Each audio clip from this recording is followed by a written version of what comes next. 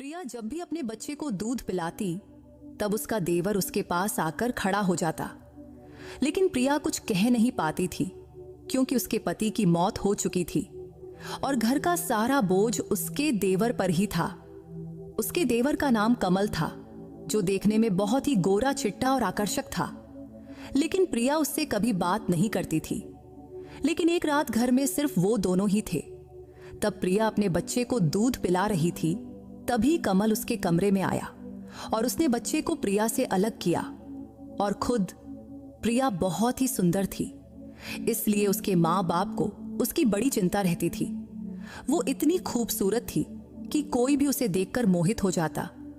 इसीलिए उसके माँ बाप ने उसके 18 साल के होते ही रिश्ते ढूंढने शुरू कर दिए थे। लेकिन प्रिया को उसके माँ बाप की पसंद के लड़के से शादी नहीं करनी थी, क्योंकि वो अपने स्कूल टाइम से ही एक अभय नाम के लड़के से बहुत प्यार करती थी। इसलिए वो अभय से प्रेम विवाह करना चाहती थी।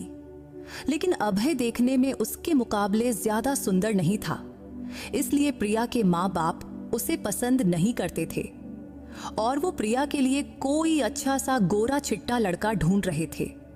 वैसे प्रिया के पिता का स्वभाव बहुत सख्त था, इसलिए उन्होंने प्रिया से पहले ही कह दिया था कि अगर तूने अभय से शादी की तो इस घर के दरवाजे तेरे लिए हमेशा के लिए बंद हो जाएंगे। वहीं अभय के घर वाले इस शादी से खुश थे। अभय की माँ कहती थी कि प्यार करना कोई गुनाह थोड़े है। अभय के घर में वह, उसकी माँ और उसका छोटा भाई कमल रहते थे। प्रिया चाहती थी कि उसकी शादी अभय से शांतिपूर्वक हो और दोनों परिवारों की रजामंदी से हो, लेकिन ऐसा नहीं हुआ। इसलिए किसी वजह से उसे अपने परिवार के खिलाफ जाकर शादी करनी पड़ी। शादी करके जब वो अभय के घर पहुंची तो उसकी सासू ने उससे दिलासा दिया, बेटी तू बिल्कुल चिंता मत कर, धीरे धीरे सब ठीक हो जाएगा। लेकिन प्रिया की सासू माँ को यह भी पता था कि प्रिया के पिता का गुस्सा कभी नहीं जाएगा, क्योंकि प्रिया की एक छोटी बहन थी, उसका नाम था रिया, और उसके पिता चाहते थे कि प्रिया की जल्दी से किसी अच्छे लड़के से शादी हो, फिर रिया की। लेकिन प्रिया के प्रेम विवाह से अब रिया की शादी में मुश्किलें आ सकती थीं, जबकि प्रिया सोचती थी कि अभय से शादी करके वो खुशहाल जिंदगी बिताएगी। लेकिन उसे क्या पता था कि उसके नसीब में कुछ और ही लिखा था। प्रिया और अभय की शादी से उसकी सासू माँ बहुत खुश थी, इसलिए उन्होंने पूरे घर को फूलों और लाइटों से सजा दिया था। घर में प्रिया का बड़ा जोरदार से स्वागत हुआ, लेकिन फिर भी उसके मन में अंदर से बड़ी बेचैनी थी। वैसे हर लड़की की शादी से पहले ये डर रहता है कि ससुराल वाले कैसे होंगे, और प्रिया ने तो परिवार के खिलाफ जाकर ये शादी की थी। और शादी से पहले प्रिया की सासू माँ से उसकी एक बार मुलाकात हुई थी, लेकिन फिर प्रिया ने खुद को तसल्ली दी कि जो होगा अच्छा ही होगा। अभय मध्यम वर्ग के परिवार से था, लेकिन जब प्रिया शादी करने अपने ससुराल पहुंची तो उसकी सासू माँ और देवर ने उसका बड़े प्यार से स्वागत किया। इस तरह प्रिया की अभय से शादी का सपना पूरा हो चुका था और अब उसकी सुहाग रात थी। तो प्रिया के मन में हर लड़की की तरह ढेर सारी इच्छाएं थीं और आज वो सब पूरी होने वाली थी। जब प्रिया कमरे में जाने वाली थी तभी उसकी सासू माँ ने उसके हाथ में दूध का गिलास थमाया और कहा, ये हमारी रीत है, अभय आएगा तो दोनों मिलकर पीना। तब प्रिया को अपनी सासू माँ की बात समझ आ गई तो वो शर्माकर हामी भर दी। फिर वो कमरे में चली गई। अंदर जाकर देखा तो पूरा कमरा फूलों से सजा हुआ था। तो उसने दूध का गिलास टेबल पर रखा और बिस्तर पर जाकर बैठ गई। भले ही प्रिया की अभय से प्रेम विवाह हुई थी, लेकिन उसके मन में थोड़ा बहुत डर तो था ही। हालांकि शादी से पहले वो अभय से खूब बातें किया करती थी, लेकिन आज उसे समझ नहीं आ रहा था कि क्या कहे। तब प्रिया अपने पति अभय के कमरे में आने का इंतजार कर रही थी। वो चुपचाप बिस्तर पर बैठी थी, लेकिन उसके मन में कई सारे ख्याल चल रहे थे। थोड़ी देर बाद अभय कमरे में आया। उसे देखते ही प्रिया के दिल की धड़कनें तेज हो गईं। माथे पर पसीना छलकने लगा। आते ही अभय धीरे से उसके पास आकर बैठ गया और बोला, क्या हुआ प्रिया, आज तू बहुत घबराई हुई लग रही है। तब अभय समझ गया था कि प्रेम विवाह होने के बावजूद भी प्रिया के मन में परिवार की चिंता थी, इसलिए उसने प्रिया का हाथ पकड़ा और कहा, मैं तुझे वचन देता हूं प्रिया, मैं पूरी जिंदगी तेरे साथ रहूंगा और तुझे हमेशा खुश रखने की पूरी कोशिश करूंगा और तेरी आंखों में एक भी आंसू नहीं आने दूंगा। अभय की बातें सुनकर प्रिया उसे बड़े प्यार से देखने लगी थी, क्योंकि अभय की आंखों में उसके लिए अपार प्यार दिख रहा था। इसलिए अब उसके मन का डर भी कहीं गायब हो गया था। तभी अभय ने उसे गले लगाया और लाइट बंद कर दिया। फिर अभय ने अपना होंठ प्रिया के होंठों पर रख दिया। इसके बाद दोनों ने एक दूसरे से ऐसा प्यार किया जिसे शब्दों में बयां करना मुश्किल है। अगली सुबह कमरे के दरवाजे पर ठक ठक की आवाज से प्रिया की नींद टूटी, तो उसने दरवाजा खोला तो सामने उसकी सासू मां खड़ी थीं। उसकी सासू मां ने कहा, प्रिया बेटी, आज चेहरा दिखाने की रस्म है, जल्दी तैयार होकर नीचे आ जाओ और हां, अभय को भी उठा देना। सासू मां के जाने के बाद प्रिया ने दरवाजा बंद किया और अभय को उठाने लगी, लेकिन अभय को आज नींद से उठने का बिल्कुल मन नहीं था। तो वो बोला, प्लीज प्रिया, थोड़ा और सोने दो ना, तू भी आ जा और सो जा। ये कहते हुए उसने प्रिया को फिर से अपनी बाहों में खींच लिया। तभी प्रिया ने हड़बड़ाते हुए कहा, नहीं नहीं, मां अभी आई थी, कह रही थी कि चेहरा दिखाने की रस्म शुरू करनी है, इसलिए हमें जल्दी तैयार होकर नीचे जाना पड़ेगा। तब उसने एक सांस में सब बता दिया। लेकिन अभय आज कुछ ज्यादा ही रोमांटिक मूड में था, इसलिए उसने प्रिया की एक न सुना और उसे फिर से बिस्तर पर खींच लिया और अपना प्यार लूटाने लगा। थोड़ी देर बाद उसने प्रिया को छोड़ा। तब प्रिया नहाने चली गई। नहाकर लौटी तो उसने एक सुंदर सी साड़ी पहनी।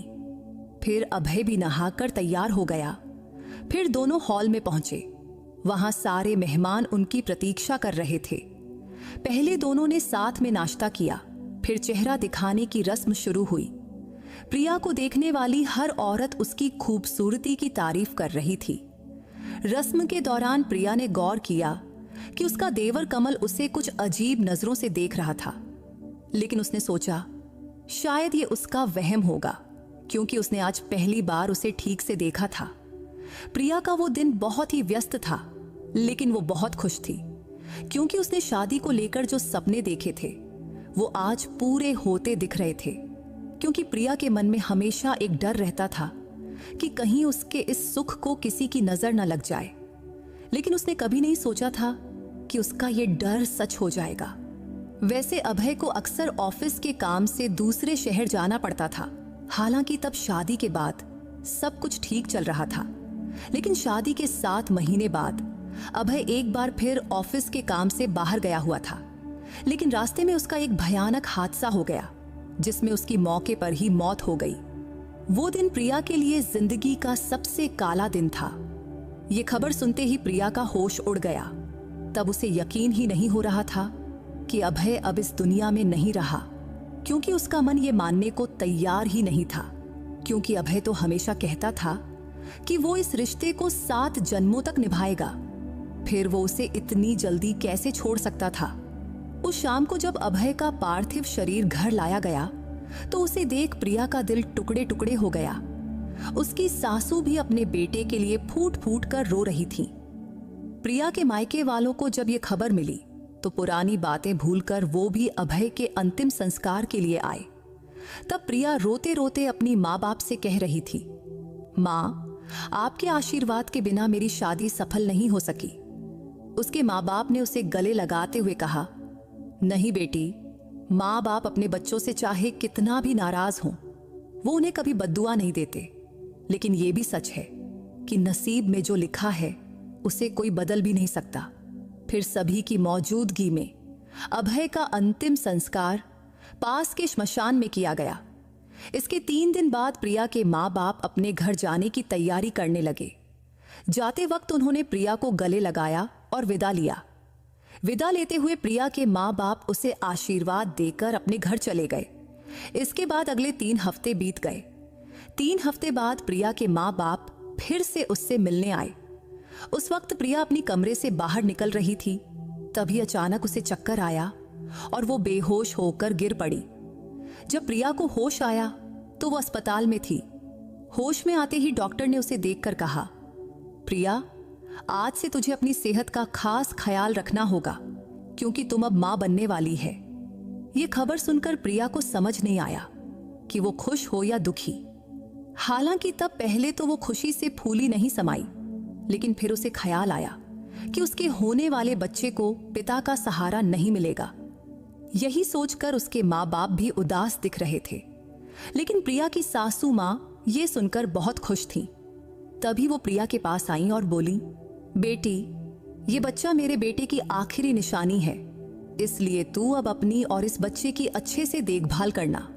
जब प्रिया को अस्पताल से घर लाया गया तो उसकी सासू माँ ने उसकी नजर उतारी और फिर से उसका स्वागत किया। इतने दिनों बाद उसकी सासू माँ के चेहरे पर हंसी देख प्रिया का मन भी खुश हो गया। लेकिन जब प्रिया के माँ बाप उसे अपने साथ ले जाने आए तो ये खुशी का माहौल दुख में बदल गया। तब प्रिया के माँ बाप ने कहा, प्रिया, तू अभी बहुत छोटी है, तेरे सामने पूरी जिंदगी पड़ी है और अकेले इस बच्चे को पालना तेरे लिए बहुत मुश्किल होगा, इसलिए तू इस बच्चे का गर्भपात कर दे। इसके बाद हम तेरा फिर से किसी अच्छे घर में ब्याह कर देंगे। ये सुनकर उसकी सासू माँ का चेहरा लटक गया। फिर वो बोली, ये बच्चा मेरे बेटे की आखिरी निशानी है। प्रिया बेटी, तू गर्भपात मत करना। तब अपनी सासू माँ का अपने बेटे के लिए प्यार देख प्रिया के मन में भी अपने बच्चे के लिए ममता जाग उठी। फिर उसने अपने माँ बाप से कहा, भले ही अभय अब नहीं है, लेकिन मैं ये घर कभी नहीं छोड़ूंगी और मैं अपनी बाकी जिंदगी अपने बच्चे के सहारे बिताऊंगी। इस पर प्रिया के पिता गुस्से में बोले, तू अभी बहुत छोटी है, इसलिए अकेली औरत के लिए इतने छोटे बच्चे को पालना आसान नहीं, क्योंकि आगे चलकर इस बच्चे की पढ़ाई और खर्चे तू अकेले कैसे संभालेगी। ये सुनकर उसकी सासू माँ बोली, समधी जी, आप इसकी जरा भी चिंता मत करो। अगर ये बच्चा इस दुनिया में आया तो मैं अपने छोटे बेटे कमल की शादी प्रिया से करवा दूंगी। ये सुनकर प्रिया हैरानी से अपनी सासू माँ की तरफ देखने लगी, क्योंकि उसने कभी नहीं सोचा था कि उसकी जिंदगी उसे इस मोड़ पर लाएगी। लेकिन अब उसके पास कोई और रास्ता भी नहीं था। ये सुनकर प्रिया के माँ बाप भी संतुष्ट हो गए और बोले, ठीक है, अगर प्रिया की शादी आपके छोटे बेटे से हो रही है तो हमें कोई ऐतराज नहीं। ये कहकर उन्होंने प्रिया को आशीर्वाद दिया और अपने घर चले गए। अपने माता पिता के जाने के बाद प्रिया चुपचाप अपने कमरे में गई और अभय को याद करके रोने लगी। अब वो सोच रही थी कि अगर आज अभय जिंदा होता तो अपने बच्चे की खबर सुनकर कितना खुश होता, लेकिन उसके नसीब में ऐसा कुछ लिखा होगा ये उसने कभी नहीं सोचा था। लेकिन अब उसे अपने बच्चे के लिए जीना था।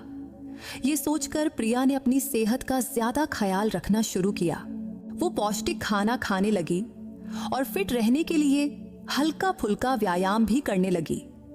चूंकि अभय के जाने के बाद अब घर का खर्च उसका देवर कमल उठा रहा था। वो एक बड़ी मल्टीनेशनल कंपनी में काम करता था और उसकी तनख्वाह भी अच्छी थी। हालांकि प्रिया उससे ज्यादा बात नहीं करती थी, क्योंकि वो हमेशा अपने काम में व्यस्त रहता था। लेकिन कमल को देखकर प्रिया के मन में कई बार सवाल उठता कि क्या सचमुच वो उससे शादी करेगा। लेकिन अभी उसके मन में कमल के लिए कोई भावना नहीं थी। तब वो सिर्फ अपने बच्चे के लिए ये शादी करने को तैयार थी। उसके प्रेगनेंसी के दौरान उसकी सासू माँ दिन रात प्रिया की सेवा करती थी। वो उसे घर का कोई काम नहीं करने देती थी।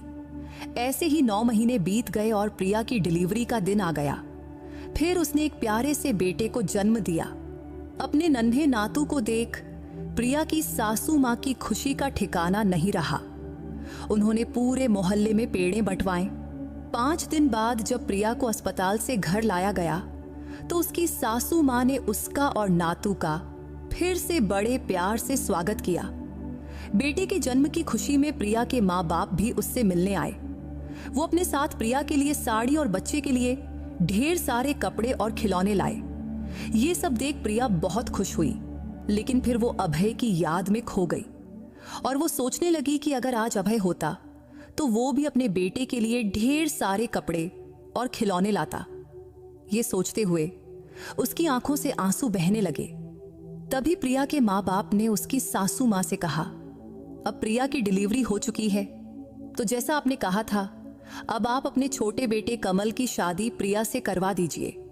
इस पर प्रिया की सासू मां ने जवाब दिया, आप लोग बिल्कुल चिंता ना करें, मुझे अपना वादा भली भांति याद है, क्योंकि प्रिया की सासू मां ने कहा था कि वो जल्द ही प्रिया की शादी अपने छोटे बेटे कमल से करवा देंगी। इसके बाद कुछ दिन ऐसे ही बीत गए, लेकिन अब प्रिया को चिंता सताने लगी कि कहीं ऐसा ना हो कि कमल इस शादी से मना कर दे, क्योंकि प्रिया ने आज तक कमल के मुंह से अपनी शादी के बारे में कुछ नहीं सुना था। ये बात उसने सिर्फ अपनी सासू मां के मुंह से ही सुनी थी। इसलिए अगर कमल ने शादी से इनकार कर दिया तो प्रिया कहां जाएगी और उसे और उसके बच्चे को कौन स्वीकार करेगा? यही चिंता अब उसे दिन रात सता रही थी। एक रात प्रिया पानी पीने के लिए उठी और किचन की तरफ गई। तभी उसे अपनी सासू मां के कमरे से बातचीत की आवाज सुनाई दी। तो प्रिया चुपके से अपनी सासू मां के कमरे के पास गई और दरवाजे पर कान लगाकर सुनने लगी। तब उसकी सासू मां कमल से उसकी और प्रिया की शादी की बात कर रही थी, लेकिन कमल शादी से मना कर रहा था। वो अपनी मां से कह रहा था, प्रिया मेरी भाभी है, तो मैं उससे शादी कैसे कर सकता हूं? इस पर प्रिया की सासू मां ने जवाब दिया, अगर तू प्रिया से शादी नहीं करेगा तो वो अपने बेटे को लेकर चली जाएगी, और मैंने उसके माँ बाप को वचन दिया है कि तुम दोनों की शादी करवाऊंगी। तब कमल की माँ कमल से विनती करने लगी थी कि बेटा, इस शादी के लिए तू हाँ कर दे। अगर तू प्रिया से शादी कर लेगा तो तेरे भाई के बेटे को पिता का सहारा मिलेगा। क्या तुझे नहीं लगता कि तेरे भाई के बेटे को अच्छी जिंदगी मिलनी चाहिए और तेरे भाई की आत्मा को शांति मिलनी चाहिए? तब प्रिया की सासू मां ने कमल को समझाने की बहुत कोशिश कर रही थी, लेकिन कमल के मुंह से एक शब्द भी नहीं निकला।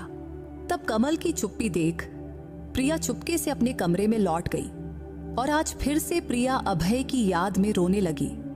अब उसे बहुत दुख हो रहा था कि उसकी जिंदगी में बस मुश्किलें ही क्यों लिखी हैं, जबकि प्रिया ने अपनी जिंदगी के लिए कितने सपने देखे थे, लेकिन वो सपने पूरे होने से पहले ही बिखर गए। अब वो अपने बेटे को लेकर कहां जाएगी और उसे और उसके बच्चे को कौन स्वीकार करेगा? यही सोचते सोचते रोते रोते वो सो गई। अगली सुबह देर से उसकी नींद खुली। जब वो उठी तो देखा कि पूरा घर फूलों से सजा हुआ था और बाहर मंडप बनाया जा रहा था। ये सब देखकर प्रिया ने अपनी सासू मां से पूछा तो वो बोली, आज तेरी और कमल की शादी है। ये सुनकर प्रिया को हैरानी हुई और वो सोच में पड़ गई, क्योंकि रात को उसने कमल को मना करते सुना था।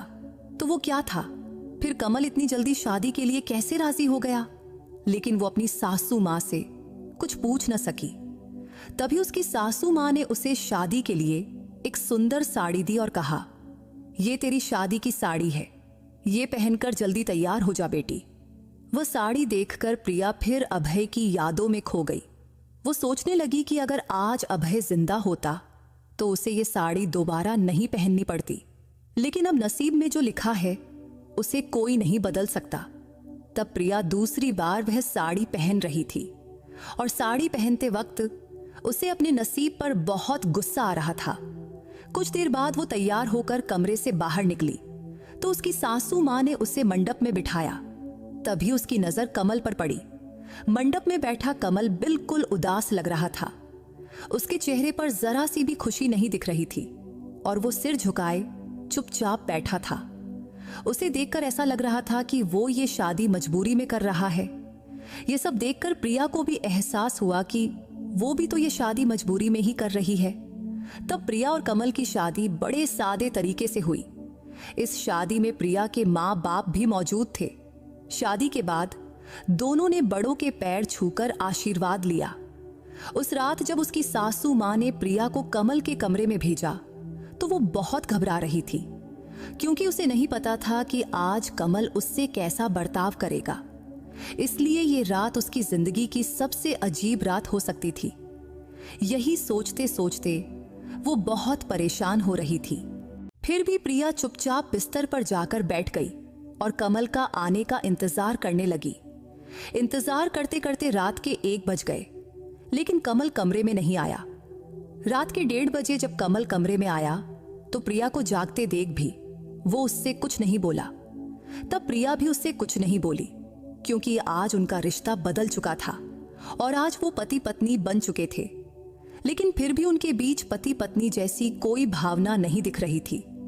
तभी कमल चुपचाप बिस्तर से तकिया लेकर बालकनी में जाकर सो गया। उसके इस बर्ताव से प्रिया बहुत परेशान हो गई। फिर भी वो उससे कुछ कह न सकी और चुपचाप सो गई। अगली सुबह जब प्रिया की नींद खुली तो कमल पहले ही फ्रेश होकर बाहर जा चुका था। हालांकि प्रिया को पता था कि कमल के लिए इस रिश्ते को स्वीकार करना बहुत मुश्किल होगा, लेकिन साथ ही उसे यह भी मालूम था कि चुप रहने से कोई हल भी नहीं निकलेगा। कमरे से बाहर आते ही उसकी सासू मां ने प्रिया को उसका बेटा थमाया और बोली, रात भर तेरा बेटा जागता रहा है, अभी सोया है, लो इसे संभालो। तब प्रिया का बेटा गहरी नींद में सो रहा था, लेकिन जैसे ही उसने उसे गोद में लिया वो जोर जोर से रोने लगा। तो प्रिया ने अपनी सासू मां से कहा, शायद इसे भूख लगी होगी। इतना कहकर प्रिया अपने बच्चे को लेकर कमरे में चली गई। कमरे में आते ही उसने तुरंत अपने बच्चे को सीने से लगाया और उसे दूध पिलाने लगी। जब प्रिया अपने बेटे को दूध पिला रही थी तभी कमल कमरे में आया, लेकिन उसे देखते ही प्रिया ने दूध पिलाना बंद कर दिया और बच्चे को अपने से अलग कर लिया। तब शायद उसे थोड़ा असहज महसूस हुआ था, क्योंकि पहले ऐसा कभी नहीं हुआ था। वो हमेशा अपने कमरे में जाकर बच्चे को दूध पिलाती थी। तब कमल ने भी प्रिया की तरफ देखकर अपना सिर झुका लिया। शायद उसे भी नहीं पता था कि प्रिया बच्चे को दूध पिला रही है। वैसे प्रिया और कमल का रिश्ता कब ठीक होगा और क्या उनका रिश्ता कभी पति पत्नी जैसा बनेगा, ये दोनों को ही नहीं पता था। इसके बाद और कुछ दिन ऐसे ही बीत गए। अब कमल प्रिया के बेटे से बहुत प्यार करने लगा था और वो उसके लिए नए नए खिलौने लाता और उसे पिता जैसा प्यार भी देता था। लेकिन आज तक प्रिया और कमल के बीच पति पत्नी का रिश्ता नहीं बन पाया था। एक रात प्रिया की तबीयत ठीक नहीं थी। तब उसे तेज बुखार था और उसका बेटा भूख की वजह से जोर जोर से रो रहा था। तब जैसे ही प्रिया ने उसे दूध पिलाना शुरू किया कि तभी कमल कमरे में आया और वहीं खड़ा हो गया। तब कमल को अपने पास खड़ा देख प्रिया को बहुत शर्मिंदगी महसूस हुई, लेकिन कमल वहीं खड़ा रहा। तब प्रिया को उसका यह बर्ताव बिल्कुल पसंद नहीं आया। तब प्रिया कुछ बोल पाती उससे पहले ही कमल ने बच्चे को उससे अलग किया और कहा, तुम मुझे गलत समझ रही हो। मैं यहां सिर्फ ये बताने आया था कि तुम्हें तेज बुखार है। ऐसे में बच्चे को दूध पिलाना ठीक नहीं है, वरना वो भी बीमार पड़ सकता है। इतना कहकर कमल बच्चे को बाहर ले गया और खुद पाउडर का दूध बनाकर उसे पिलाने लगा। ये देख प्रिया को अपनी गलती समझ आई। फिर वो तुरंत उठकर बाहर गई और देखा कि कमल उसके बेटे को बड़े प्यार से दूध पिला रहा है। तभी प्रिया माफी मांगने कमल के पास गई, लेकिन वो गुस्से में उठकर वहां से चला गया। अब प्रिया और कमल के बीच की दूरी खत्म होने के कोई आसार नहीं दिख रहे थे। लेकिन आज कमल के इस व्यवहार से प्रिया समझ गई थी कि वो उसके बेटे से बहुत प्यार करता है। अब प्रिया और कमल की शादी को 2 महीना बीत चुका था, लेकिन दोनों एक ही कमरे में रहते हुए भी अलग अलग सोते थे। कमल कमरे में सोफे पर सोता, जबकि प्रिया अपने बेटे के साथ बिस्तर पर। एक दिन उसकी सासू मां ने प्रिया से पूछा, प्रिया, तुम और कमल इस शादी से खुश तो हो ना? इस पर प्रिया ने हाँ में सिर हिलाया। फिर आगे उसकी सासू मां ने पूछा, क्या तुम दोनों के बीच पति पत्नी जैसा रिश्ता बन पाया है? तब प्रिया को उनकी बात अच्छे से समझ आ गई कि वो क्या पूछना चाहती हैं, तो उसने नहीं में सिर हिलाया। ये देख उसकी सासू मां बोली, तुम्हारी शादी को अब 2 महीना हो गया है, लेकिन तुम दोनों के बीच अभी तक कोई रिश्ता नहीं बना। ये बिल्कुल ठीक नहीं है। मुझे तो लगा था कि शादी के बाद कमल खुद ब खुद तुम्हारे करीब आ जाएगा, लेकिन अब लगता है कि ये सोचना मेरी गलती थी। हालांकि अब तुम्हारी शादी हो चुकी है, तो मेरा कहना है कि अगर हो सके तो तुम कमल से इस बारे में बात करो और इस रिश्ते को आगे बढ़ाओ। शायद वो तुम्हारी भावनाओं को समझ ले। आखिर तुम दोनों अब पति पत्नी हो और कभी न कभी तुम्हें इस रिश्ते को आगे ले जाना ही होगा। ये सुनकर प्रिया को भी लगा कि उसकी सासू मां जो कह रही हैं वो सही है। इसलिए उस रात वो कमरे में कमल का इंतजार करने लगी। जब कमल कमरे में आया और उसने देखा कि प्रिया उसका इंतजार कर रही है तो उसे हैरानी हुई। लेकिन प्रिया ने हिम्मत करके कहा, मुझे तुमसे कुछ जरूरी बात करनी है। इस पर कमल बोला, हाँ बोलो, मैं सुन रहा हूं। फिर प्रिया ने कहा, ऐसे कब तक चलेगा? हम कब तक एक दूसरे से भागते रहेंगे? हमारी शादी को 2 महीना हो गया है, लेकिन आज तक हमारे बीच पति पत्नी जैसा कोई रिश्ता नहीं बना। ये सुनकर कमल गुस्से में बोला, मैंने ये शादी मां के कहने पर की है, ताकि तुम मेरे भाई के बेटे को मां से दूर न ले जाओ। इतना सुनते ही प्रिया ने कमल का हाथ पकड़कर उसे समझाने की बहुत कोशिश की, लेकिन उसने उसका हाथ झटक दिया और बोला, मुझे दोबारा कभी छूने की कोशिश मत करना। मैंने ये शादी सिर्फ मेरे भाई के बेटे के लिए की है, ताकि मैं उसे पिता का प्यार दे सकूं। इसके अलावा मैं इस रिश्ते को कभी इससे आगे नहीं ले जा सकता। इतना कहकर कमल गुस्से में कमरे से बाहर निकल गया। तभी उसकी मां ने उसका हाथ पकड़ा और उसे वापस कमरे में ले आई। दरअसल जब कमल और प्रिया बात कर रहे थे तब उसकी सासू मां बाहर खड़ी थी और उन्होंने उनकी सारी बातें सुन ली थीं। तब प्रिया की आंखों से आंसू बह रहे थे। वो सोच रही थी कि उसकी जिंदगी ने उसे किस मोड़ पर लाकर खड़ा कर दिया है। फिर उसने अपने आंसू पोंछे और फैसला किया कि अब वो इस घर में नहीं रहेगी। वो कमल से तलाक लेगी और उसे छोड़कर अपने मायके चली जाएगी। हालांकि प्रिया को पता था कि इस फैसले से उसकी जिंदगी में कई मुश्किलें आएंगी, लेकिन अब वो हर मुश्किल का सामना करने को तैयार थी। उस वक्त रात के 12 बज चुके थे। कमल जब कमरे में आया तो प्रिया ने उससे कहा, कल हम दोनों एक दूसरे को तलाक दे देंगे। इससे तुझे जबरदस्ती से आजादी मिलेगी और मुझे भी तुझ पर अपने और अपने बेटे का बोझ नहीं डालना पड़ेगा। ये सुनकर कमल ने प्रिया को बिस्तर पर बिठाया और उसके पैरों के पास बैठकर माफी मांगने लगा। लेकिन प्रिया को समझ नहीं आया कि कमल को अचानक क्या हो गया। तभी उसने देखा कि उसकी सासू मां कमल के पीछे खड़ी थी। तभी उसकी सासू मां ने अपने दोनों हाथ जोड़कर प्रिया से माफी मांगी और बोली, प्रिया बेटी, कमल को एक आखिरी मौका दे दो। तभी कमल ने प्रिया का हाथ पकड़ा और कहा, मुझे माफ कर दो प्रिया। अब तक मैंने तुझसे जो बुरा बर्ताव किया उसके लिए मुझे माफ कर दो। तुम जानती है कि तुम मेरे बड़े भाई की पत्नी थी और मेरी भाभी थी, इसलिए मैं अपने मन को तुझे पत्नी के रूप में स्वीकार करने के लिए मना नहीं पाया। लेकिन अब से मैं इस रिश्ते को आगे बढ़ाने की पूरी कोशिश करूंगा। शायद इसमें मुझे थोड़ा वक्त लगे। तब यह कहते हुए कमल की आंखों से आंसू बह रहे थे। तब वो अपने बड़े भाई अभय को याद करते हुए बोला, अगर आज भाई जिंदा होते तो ये सारी मुश्किलें ना आती। शायद आज हम अपनी अपनी जिंदगी में खुश होते। तब अभय का नाम सुनकर प्रिया की भी आंखें भर आईं। फिर उसने कमल से कहा, ठीक है, मैं तुम्हें एक मौका जरूर दूंगी, लेकिन जब तक हम पति पत्नी का रिश्ता पूरी तरह स्वीकार नहीं करते तब तक हम दोस्ती का रिश्ता तो निभा ही सकते हैं। क्योंकि जब तक हम एक दूसरे से बात नहीं करेंगे तब तक एक दूसरे को समझ नहीं पाएंगे, क्योंकि हमारे न बोलने की वजह से ही हमारे बीच दूरियां बनी हैं। तभी उसकी सासू मां आगे बढ़ी और प्रिया के माथे को चूमकर बोली, बेटी, तुम दोनों पति पत्नी के रिश्ते में आगे बढ़ो और खुश रहो। मुझे इससे ज्यादा और क्या चाहिए? बस मेरे बच्चे सुखी रहें, यही काफी है। इसके बाद उसकी सासू मां कमरे से बाहर चली गईं। फिर कमल और प्रिया भी अपने कमरे में सो गए। इसके बाद कमल का व्यवहार धीरे धीरे बदलने लगा था, क्योंकि अब दोनों एक दूसरे से बात करने लगे थे। फिर जल्द ही प्रिया और कमल के बीच की दूरियां खत्म हो गईं और वो दोनों धीरे धीरे एक दूसरे के करीब आने लगे। एक दिन कमल प्रिया को बाहर घुमाने ले गया। तब पहली बार प्रिया कमल के साथ उसकी बाइक पर बाहर घूमने गई थी। उस दिन कमल कभी बाइक धीरे चलाता तो कभी अचानक तेज रफ्तार में ब्रेक मार देता। जब वो तेज रफ्तार में ब्रेक मारता तो उनके बीच का फासला कम हो जाता और प्रिया उसके करीब आ जाती। लेकिन जब प्रिया की नजर बाइक के शीशे पर पड़ी तो उसने कमल के चेहरे पर एक शरारती मुस्कान देखी। मुस्कान देख उसे समझ आ गया कि वो ये सब जानबूझकर कर रहा है। तो अब प्रिया ने भी उसे पीछे से जोर से पकड़ लिया ये देख कमल के चेहरे पर एक अलग ही खुशी छा गई।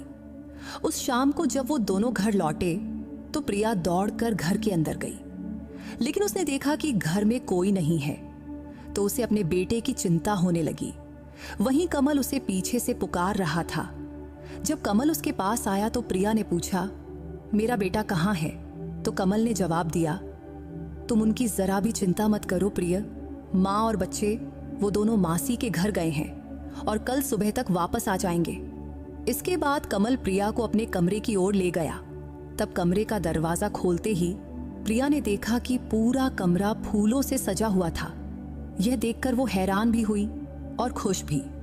तब उनका कमरा बिल्कुल उसकी सुहागरात वाले कमरे की तरह ही सजा हुआ था। तो दोनों ने एक दूसरे का हाथ पकड़ा और कमरे में दाखिल हुए, क्योंकि आज की रात उनके लिए बहुत खास थी। कमरे में जाने के बाद कमल ने प्रिया से कहा, मैं आज तुझे जानबूझकर बाहर घुमाने ले गया था ताकि मैं ये सब सरप्राइज प्लान कर सकूं। तब कमल की बात सुनकर प्रिया बहुत खुश हुई, लेकिन कमल अब हर बात पर धीरे धीरे प्रिया के करीब आ रहा था। लेकिन प्रिया ने उसे हल्का सा धक्का दिया और उससे दूर हट गई, क्योंकि उसे कमल की नजरों का मतलब समझ आ गया था। प्रिया और कमल की शादी को अब 3 महीने बीत चुके थे। तब जाकर उनके बीच असली पति पत्नी के रिश्ते की शुरुआत हुई थी। कमल ने प्रिया का हाथ जोर से पकड़ा और कहा, इस रिश्ते को मैं मरते दम तक निभाऊंगा। प्रिया ने कमल के मुंह पर हाथ रखकर कहा, प्लीज कमल, अब से कभी मरने की बात मत करना। ये कहते हुए उसकी आंखों में आंसू आ गए। तभी कमल ने कहा, ठीक है बाबा, अब से ऐसा कुछ नहीं बोलूंगा जिससे तुम्हारी आंखों में आंसू आए। मैं ये नहीं कह सकता कि जो हुआ उसे भूल जाओ, लेकिन मैं वचन देता हूं कि अब से तुम्हारी आंखों में एक भी आंसू नहीं आने दूंगा। इतना कहकर कमल ने प्रिया को अपनी बाहों में लिया और कमरे की लाइट बंद कर दिया। आज उनकी जिंदगी की नई शुरुआत हुई थी, क्योंकि उनके बीच की दूरियां अब प्यार में बदल गई थीं और दोनों इतने करीब आ चुके थे कि एक दूसरे के दिल की धड़कनें साफ सुनाई दे रही थीं। तो दोस्तों, अगर आपको प्रिया की ये कहानी पसंद आई हो तो इस वीडियो को लाइक और चैनल को सब्सक्राइब करना मत भूलना। फिर किसी नई कहानी में मुलाकात होगी। बाय।